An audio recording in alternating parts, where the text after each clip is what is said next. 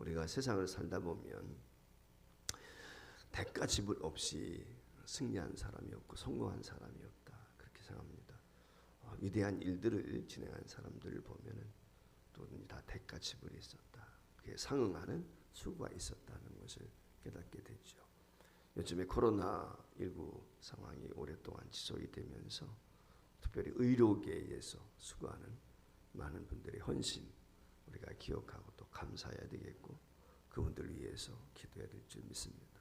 그 중에서도 특별히 이 간호사들의 헌신과 수고, 그들이 얼마나 애쓰고 수고하는가 하는 것을, 그들이 장비를 착용하고 이 환우들을 돌보는 모습을 보면 참 얼마나 힘이 들까, 이런 생각을 갖게 되는데 다시 한번 감사를 드립니다. 이 간호사 그러면은 아마 생각나는 사람, 아마 여러분들이 잘 아시라고 생각이 드는데 이 플로렌스 나이팅게일이겠죠. 이 나이팅게일은 영국의 귀족 부부 사이에서 이탈리아를 여행할 때 이 피렌체라고 하는 곳이 있는데 그 피렌체에서 태어났습니다. 그래서 플로렌스라는 말은 피렌체라고 하는 뜻입니다. 그러니까 플로렌스가 피렌체인데 피렌체에서 태어났다. 그래서 앞에 이름을 그렇게 붙인 것이죠. 그래서 이 나이팅게일이 이 어릴 때 귀족의 주변에서 자라났기 때문에 교육을 받으면서 좋은 환경에서 자랐습니다. 근데 17살이 되었을 때 그는 간호사가 되고 싶은 그런 마음을 갖게 됩니다. 그런데 그때 당시에는 이 간호사라고 하는 것은 하나의 천민들이라는 낮은 계층의 사람들이 일하는 천박한 직업으로 그렇게 인식이 되었다고 합니다. 그래서 이 간호사가 되겠다고 하는 이 딸의 이 간청을 부모님들이 거절하게 되죠. 그래서 할 수 없이 부모님들이 거절 때문에 간호를 공부할 수가 없었습니다. 그러다가 그 나이 31살이 되었을 때 인생이 공허하고 힘들고 어려움이 있어가지고 이집트를 여행하는 가운데 다시 한번 이 간호사의 꿈을 갖게 되고 내가 공부를 해야 되겠다. 그래서 31살에 그가 간호학교에 들어가서 공부를 하게 됩니다. 그리고 당시 크림반도에서 일어났던 전쟁이 있었는데 그 크림반도 전쟁의 간호사로 그가 함께 병사들을 돌아보는 일을 보게 됐죠. 부모들의 심한 반대가 있었음에도 불구하고 그가 이제 젊은 처녀의 몸으로 이 크림반도 전쟁에 동참을 해서 병사들을 간호하게 되는 것입니다. 그 피 흘려 쏟고 죽어가는 그 병사들을 간호하면서 그 병사들이 이 나이팅게일을 바라볼 때 정말 예수님처럼 그렇게 생각을 했다고 합니다. 그만큼 헌신적으로 이 간호사가 이 병사들을 돌아보게 되는 것이죠. 그리고 이제 이 크림 전쟁이 끝난 뒤에도 이 사람이 이제 제도적으로 맞는 것이 무엇이냐면 병원에는 간호사가 꼭 필요하다. 그리고 그 간호사라고 하는 직책이 얼마나 중요하냐라고 하는 것을 이분이 설파하면서 오늘날의 기초, 간호학의 기초를 다진 분, 그게 이제 나이팅게일이라고 하는 것입니다. 그래서 병원마다 모두가 간호사를 둘 수 있도록 제도화시킨 분도 이 플로렌스 나이팅게일이다. 그렇게 이야기하고 있습니다.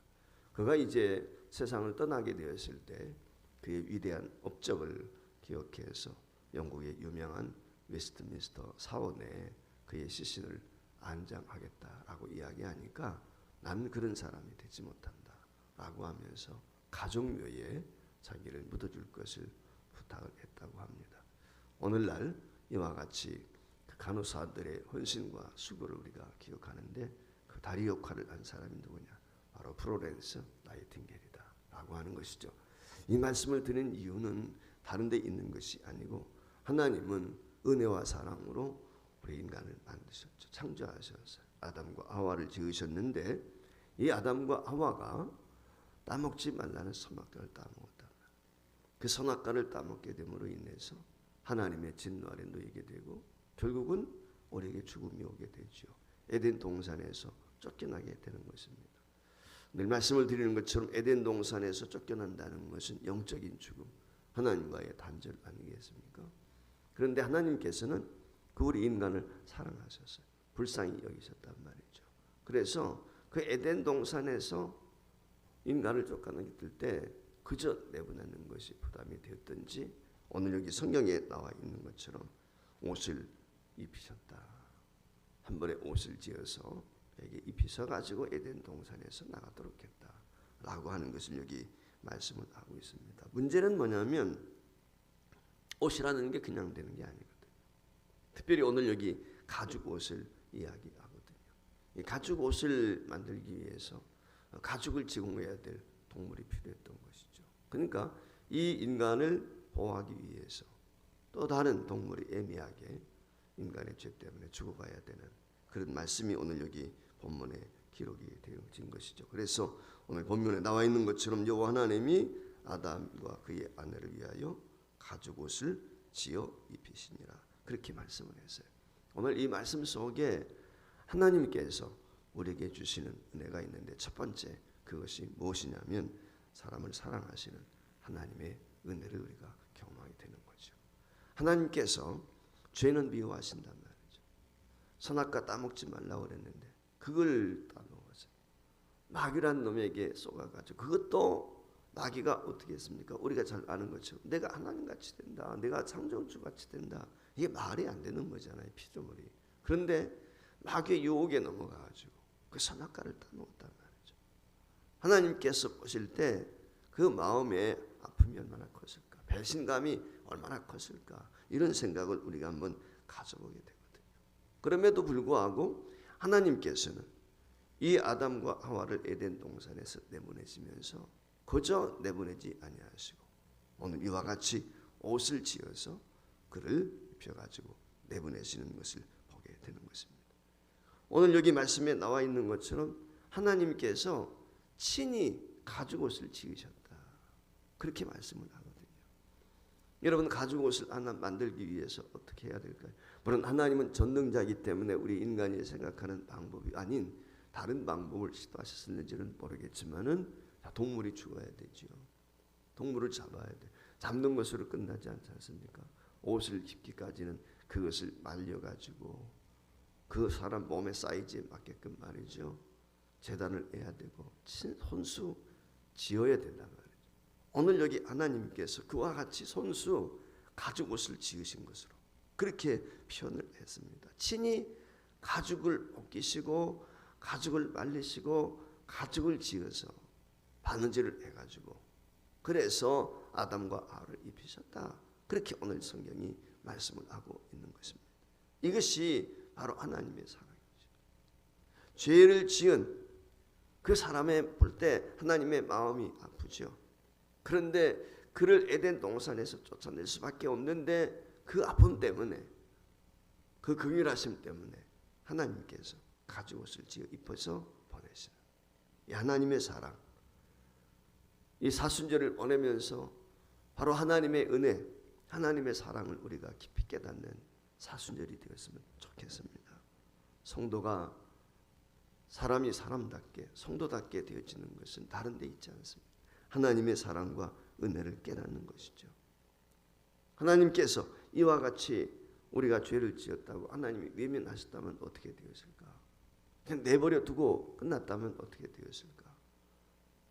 물론 에덴에서 쫓겨나서 아담과 하와가 죽을 수밖에 없는 운명이지만은 그 삶의 질이 어땠을까? 가죽 옷을 입히지 않았다면 어땠을까? 라고 하는 것을 우리가 한번 상상해 봅니다. 비록 에덴에서 쫓겨나는 우리 아담과 하와지만 하나님께서는 그를 포기하지 않으셨단 말이죠. 끝까지 사랑하시는 우리 예수님께서도 제자들을 사랑하실 때 끝까지 사랑하셨다라고 말씀을 했거든요.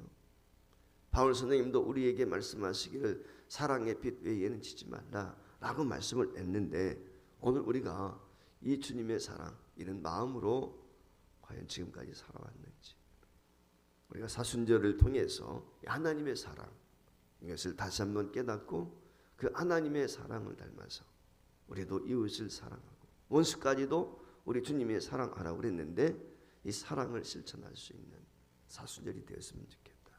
이런 생각을 가져보게 됩니다.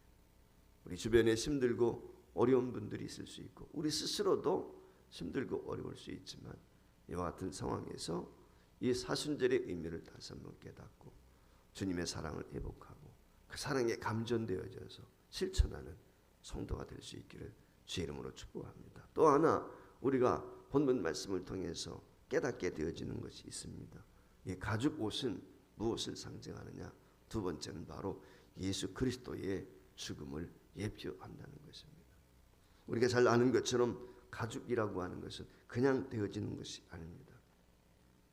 가죽을 얻기 위해서는 어떤 동물이 죽어야 되는 거예요. 어떤 동물이 가죽을 제공했는지 오늘 본문에는 자세히 나와 있지 않아요. 그러나 분명한 사실은 그 가죽을 얻기 위해서 하나님께서는 애매한 죄 없으신 죄가 없는 그 다른 동물을 죽여야 되었단 말이죠. 그래야 가죽 옷을 취할 수가 있어요. 피 흘림이 있었던 거예요. 이 가죽 옷을 제공하기 위해서 어떤 동물인지는 모르지만 그가 죽어야 했습니다. 피 흘렸습니다. 죄인 아담과 하와를 살리기 위해서 하나의 동물이 죽고 피 흘림이 있었고 가죽을 제공했단 말이죠. 이것은 상징적으로 오랜 세월이 지난 후에 우리 인류의 죄를 위해서 하나님의 아들이신 예수 그리스도가 이 땅에 오셔서 십자가에 피 흘려 주셨단 말이죠. 여러분 아시는 것처럼 가죽 옷을 제공했던 것처럼 우리 예수 그리스도께서는 십자가에 달려 죽으실 때 발가벗겨졌어요. 옷을 다 벗기시고 그 모든 수치를 드러내고 그 예수 그리스도의 옷으로 우리를 새롭게 입혀주시기 위해서 자기는 발가벗기셨단 말이죠. 아담과 하와를 위해서 짐승의 옷이 벗겨지고 그 피를 흘리고 죽은 것처럼 우리 예수님도 저와 여러분을 위해서 옷이 벗겨졌어요. 그리고 피를 쏟으셨습니다. 주님께서 의의 옷을 우리에게 입혀주시기 위해서 불의한 우리를 위해서 주님이 십자가 이와 같이 대가를 지불하셨다. 엄청난 대가. 하나밖에 없는 아들 예수 그리스도를 기꺼이 십자가에 내어주고 그 예수 그리스도께서는 하나밖에 없는 그 생명을 기꺼이 저와 여러분을 위해서 십자가에 내어주셨다는 사실. 바로 오늘 본문이 이것을 상징적으로 우리에게 말씀하고 있는 것이죠. 내가 예수 믿는다는 단하 그 이유만으로 구원의 역사를 이루시는 하나님, 그리고 끔찍히도 저와 여러분을 지금도 사랑하시는 하나님, 하나밖에 없는 아들까지도 내어주시면서 희생하시면서까지 저와 여러분을 사랑하시고 하나님의 구원의 은혜를 이 사순절 기간에 다시 한번 의미하면서 구원의 감격과 기쁨으로 두 주간도 승리하는 복된 성도가 될 수 있기를 주의 이름으로 축복합니다. 자비하신 하나님 아버지, 하나님이 가죽 옷을 지어 입힌 사건을 통해서 나를 향하신 하나님의 사랑이 무엇인지를 이 아침 다시 한번 깨닫습니다. 자비하신 하나님, 주의 형상대로 지음받은 저희들이 아담과 하와의 범죄로 인해서 죽음이 왔고 에덴에서 쫓겨날 수밖에 없는 운명이 되었습니다. 에덴에서 쫓겨나는 아담과 하와를 불쌍히 여기셔서 하나님께서는 가죽 옷을 친히 지어 입히셨습니다. 죽어가는 우리 인류를 구원하시기 위해서 하나밖에 없는 아들 예수 그리스도가 죽으셔야 됐고 그는 발가벗겨 우리에게 모든 것을 제공하시고 피 한 방울 물 한 방울까지도 아낌없이 우리를 위해서 다 제공해 주시고 십자가에 죽으셨습니다. 자비하신 하나님 아버지, 이 사순절 기간에 주님의 십자가를 묵상합니다. 주님의 사랑을 저희들이 다시 한번 깨닫기를 원합니다. 하나님께서 우리를 얼마나 사랑하셨는지 그 십자가의 은혜를 통해서 깨닫는 귀한 사순절이 되게 하시고 이 일로 인하여 우리의 믿음을 다시 한번 추스리며 믿음의 진보를 가져올 수 있게 하시고 그리스도의 장성한 분량에까지 자라갈 수 있도록 묵상과 기도를 통하여 이 사순절의 은혜가 우리 심령마다 하나님 가득 찰 수 있도록 축복해 주시옵소서. 한 끼를 금식하며 두 주간 동안 사순절 기도에 동참하는 모든 분들에게 크신 은혜와 복을 베풀어 주시되 주님의 놀라운 사랑과 은혜를 깨닫게 하시고 그 주님의 오열의 능력과 크신 권능으로 다시 한번 약한 것들이 강함을 얻게 되고 치유가 필요한 분들에게는 치유의 역사가, 회복이 필요한 분들에게는 회복의 은혜를 베풀어 주시옵소서. 특별히 저희들이 하나님 앞에 소원을 두고 구하는 기도의 제목들을 헤아려 주시고 그 간구가 주께 상달되어 그대로 이루어지는 은혜와 복이 있기를 간청합니다. 오늘 또 믿음 안에서 승리하게 하시고 주님의 십자가 더불어 복된 하루가 되게 하여 주옵소서. 예수님의 이름으로 기도합나이다. 아멘. 하늘에